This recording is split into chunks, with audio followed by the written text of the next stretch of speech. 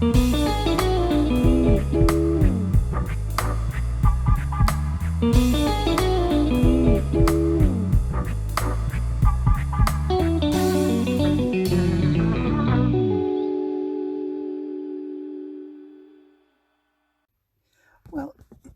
here I am, people. I'm sitting in Mr. John's car, trying my darndest to think of something to do for a video. I was thinking of perhaps doing a little talk about my life as a child of an alcoholic. And so in my family, I had a member in my family who was an alcoholic, and it was back and forth. And I did suffer, as well as the rest of us, because there was emotional violence, a little bit of physical violence. And for someone who, like me, who was highly sensitive, it kind of hurt me to the core. And I'm pretty sure it gave me a little bit of post-traumatic stress, because I'm a very sensitive person, and I feel other feelings strongly. So I had to go and live through that in my younger years, up until about the age of 16, 17, when it finally quit. So yeah, we went through a lot, and I don't wish that on anyone.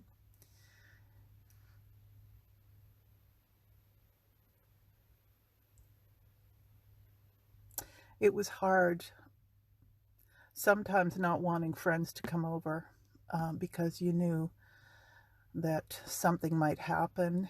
It was hard not knowing when your life would be chaotic and loud and frightening. Any moment, you couldn't always guarantee your life or stability, and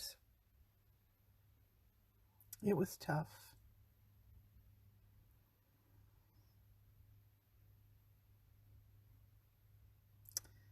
When you're a child and you're highly sensitive and you don't know what to do, how to get away from it, when you can't run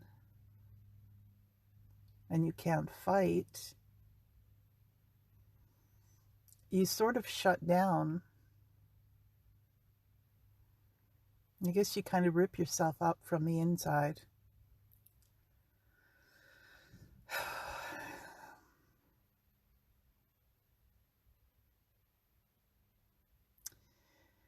So, whether or not this has to do with it, although I can't see why not, but when I got to the 11th grade, I started having nervous problems. I started having panic and a bit of dissociativeness, and I didn't know what it was. There wasn't a lot of people talking about anxiety and panic disorders at the time. I thought it might be agoraphobia, but it wasn't, because I love being outside. It was just panic. And I had to pull out of school, and I was so embarrassed, and I don't know what to talk to people about it, because there was such a stigma, and there still is, about mental health, and you don't know what to say. You don't know who's going to understand. You don't know if someone's going to say you're crazy. You don't know. You just don't know. You don't know even if you have a right to be mixed up and nervous. And, you know, people will tell you to smarten up, to get stronger, to get tougher, to not let things bother you. And try as you might, you can't do it. So I never did go back to school after the 11th grade. I had to pull out because it was too much. I spent half the time in grade 11 in the nurse's office. And it took quite a while before I understood what was going on with me. And I suffered. I back and forth. I worked. I went on welfare when I left home. I worked again. I went on welfare. I never had a time when I wasn't struggling. I got a certificate in animal sciences, and the day I got called in and was pretty sure I might have gotten a job as a veterinary assistant, I had a big panic attack, and then I was so disappointed and disgusted with myself, I went and laid in bed all day and cried my heart out. And it was just, yeah, it's been tough. Finally, I got on medication, and the medication helped me, not 100%, but it helped me at least a good 75%, and I'm still on medication today. And yep, it's been tough being very sensitive and having your body respond in such a angst-ridden way. It's just not easy. And I married someone who also had mental issues, and when I was in the process of figuring out how unhappy I was and figuring out what was going on in my life, I wanted to save myself from things that I was going through, and the only way I could do it is to leave my ex. So I went through quite a sort of acting out period in my mid 30s, and I had to leave my marriage because it wasn't fair to him to stay in the marriage when I was trying to get better. And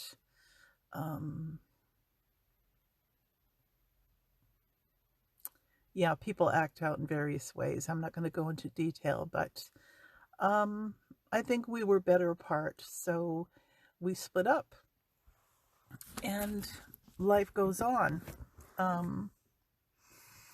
I'm a happier person now. I'm stronger.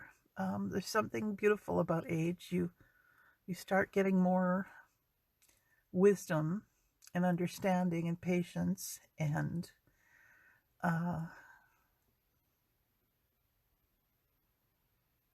it's taken me a long time, but I think I've come into my own, so to speak.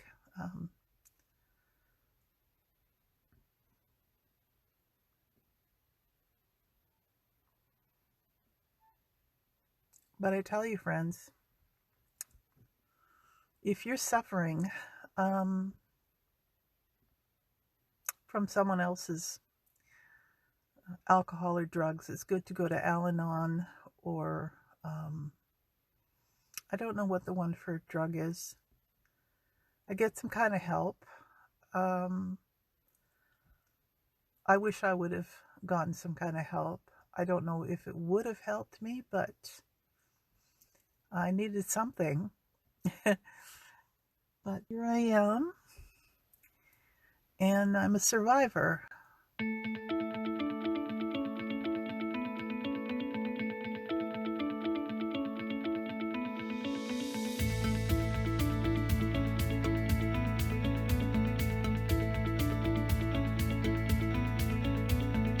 I'm a survivor.